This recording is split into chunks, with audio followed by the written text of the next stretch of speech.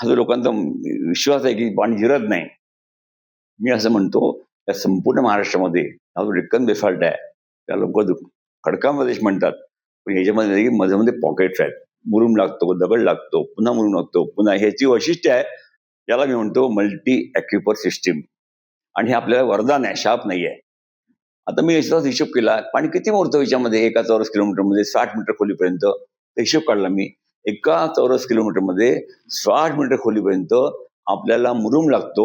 जवळपास 1,80,00,000 घनमीटर मुरुम लागतो. याचा एकच प्रॉब्लेम आहे, या मुरुमात पाणी फार कमी जिरतं.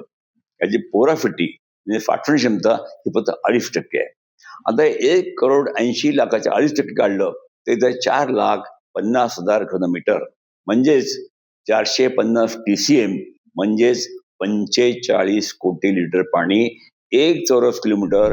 हा दगडाचा देश आपण घेऊ शकतो. इतकी खाली पोकळी आहे.